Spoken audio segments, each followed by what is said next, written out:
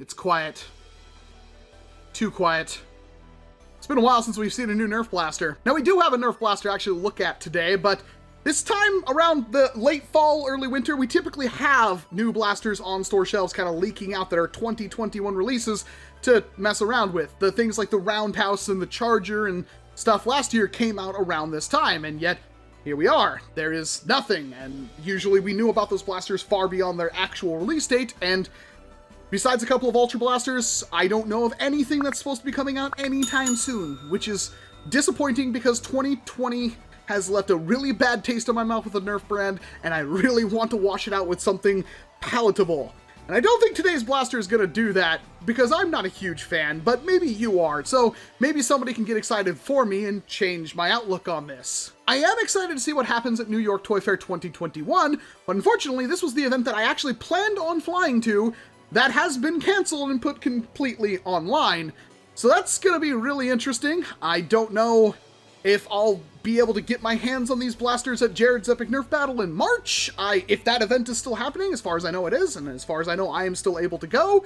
So maybe, but I have no idea. It's kind of it's a weird, unprecedented time for virtually everything, Nerf notwithstanding. This article from The Verge was posted in the Nerf Fuzzy Walrus Industries Discord channel, which you can see a link to on the screen right now. It's really easy. It's discord.gg/Nerf. It is the biggest and best place to talk about Nerf in the entire hobby, and it was posted by Key, which I believe they said they got the article from Blvd Nerf, which makes sense, but more interesting enough, they actually linked my Nexus Pro review in that article, which is super cool. Thank you very much for that. I doubt anybody's going to click on it, but hey, it's pretty awesome. But there was a new Nerf blaster revealed from The Mandalorian. Now, I gotta kind of put nerd cred on the table right here. I have not seen The Mandalorian, not because I don't really want to. I don't really watch a whole lot of shows or anything like that. I'm more of a gamer myself, and I'm not the biggest Star Wars fan ever. I have dabbled in Star Wars, especially some extended universe stuff, but I'm not a massive Star Wars fan. In fact, I have not seen any of the new movies whatsoever. It's just I haven't heard a whole lot of good stuff about them, and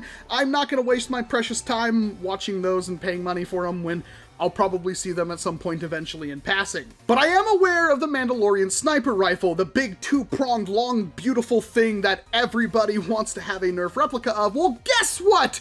You're getting an official one from Hasbro through Hasbro Pulse, and it's probably going to cost you an arm and a leg. Let's read the article together, shall we? If you have a 12-year-old, you might want to make sure they're not reading over your shoulder right now. Otherwise, you'll be spending some quality time explaining why they're not getting a $120 toy.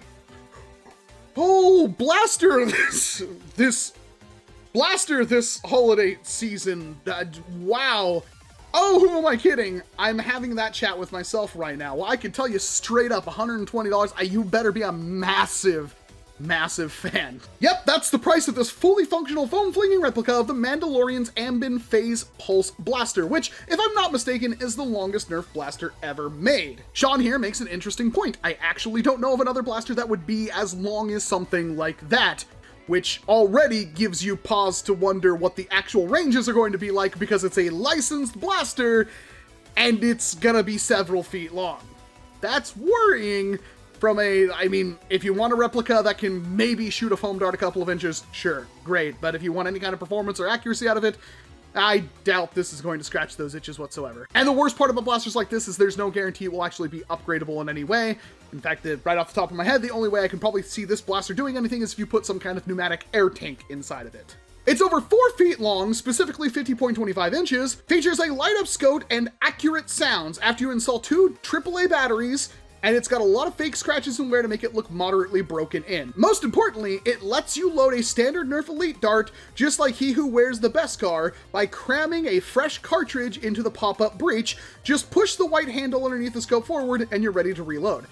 This is a super cool mechanism. I wish I could see Hasbro put this in a blaster that is probably a little bit more palatable, probably not $120, maybe a little bit more functional, because I like breech loading things. I would love to have a good Nerf breech loader. It's been so long, really. The Knockout was the last one, and that wasn't meant for standard Nerf darts. It was meant for rival rounds, but this would be a cool feature to have on other blasters. Kind of hoping this mechanism makes it into something else. As you might imagine, all those characteristics won't make it an effective Nerf weapon for an actual office skirmish or backyard battle. We're talking about a single-shot spring-powered blaster with a tremendous faux barrel, which might create drag and a very minimal priming handle. Sean is completely on point with that one. It does have a stupidly long barrel, it's a single shot, who knows what the performance marks are going to be like, that's going to have a lot of drag, and since it's going to be used in Elite Dart, it will probably go far enough, but it's not going to be the most effective weapon ever. But at this point, you're not really buying it for a Nerf blaster, you're buying it for being a screen-accurate, I would assume, prop of the one from The Mandalorian as a toy.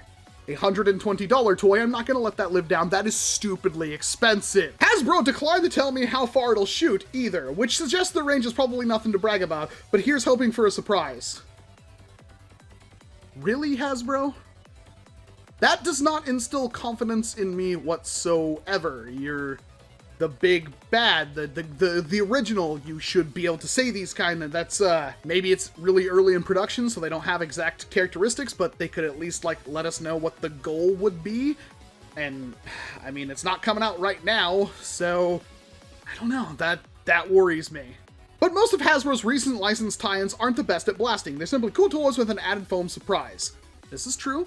But there have been some ones that have actually been good and actually been competitively useful as well. Typically they're reskins of things like the Jin Urso Blaster, which is basically a Strife, or the Halo MA40. Nerf's Halo MA40 Assault Rifle, well there we go, the Rogue One Jin Urso Deluxe Blaster, and the hard-to-find Episode 7 First Order Stormtrooper Deluxe Blaster are rare exceptions to the rule. Hey, I've got one of you up here. I've never actually fired one of those. I don't think I've even held one, because they're stupidly expensive, and I'm not taking that one out of the box anytime soon. In fact, if you're looking for an accurate long-range foam blaster in 2020, the one you want doesn't necessarily come from Nerf. And they link to my video on the Adventure Force Nexus Pro, which, again, thank you very much. I don't know how you found it, but hey, I'll take it. I hope you enjoyed it, and I hope anybody who is, making it this far down the article enjoys it as much as well.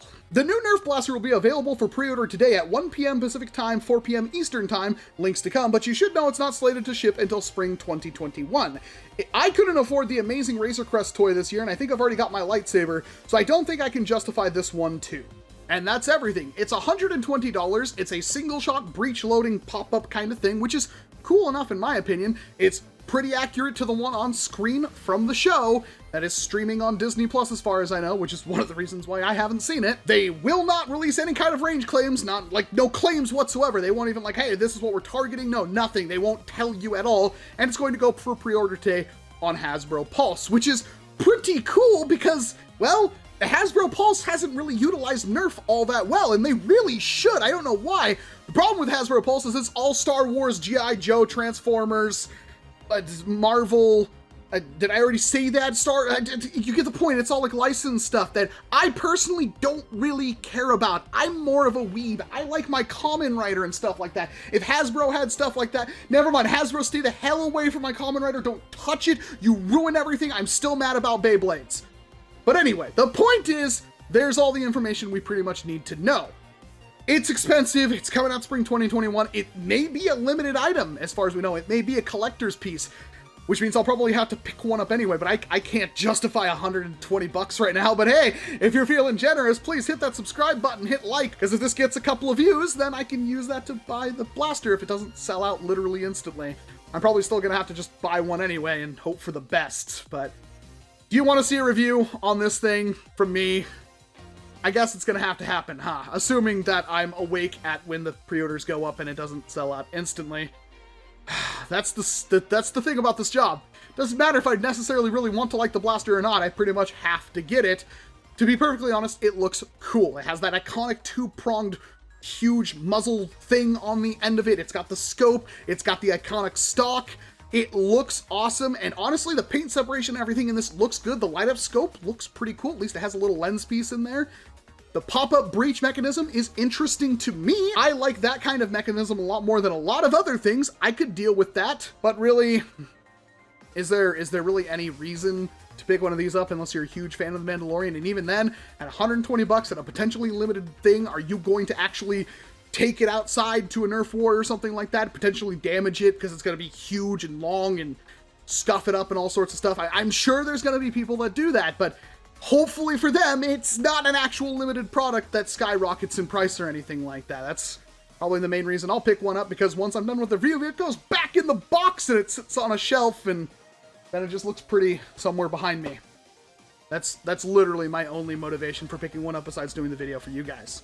Unless I happen to really like it. Maybe it's got like a long shot plunger tube or something in it, and it can hit like 200 FPS. If it could, I'd totally use it, because single shot 200 FPS? I mean, I've paid a lot more money for something basically like that, so I can kind of get behind getting a cool Mandalorian sniper rifle looking thing. Again, I'm not like a huge fan of the Mandalorian or anything like that, but I can appreciate those people who are lucky enough to get their favorite on-screen things converted into a Nerf blaster. Honestly, I don't know if I want Hasbro to touch any of the intellectual properties that I am a fan of, but hey, let me know what you think about the Mandalorian sniper rifle down in the comments section below. Are you going to pick one up? Is it going to be worth it to you? Are you gonna hope it doesn't sell out instantly? And if it does, are you gonna just flip it on eBay for 3 times as much as you paid for? That's probably a thing too. Which means you're probably never gonna get your hands on one, because there's already bots being set up right now to buy out their entire stock. God, I hope that's not... With the way things went for all the new RTX video cards and the PlayStation 5 and the Xbox Series X and everything like that, you're never going to get your hands on it. So I don't know why I'm even saying anything, but hey, I'm Walcom S7. Thank you very much for watching this video. If you watched all the way to the end, hit like, hit subscribe. We have way more videos coming out later on in this week. I got so many things I don't even know what to do right now. I'm just going to start picking up blasters and talking about them. Thank you very much for watching this video, and of course, I hope to see you in an entirely different one.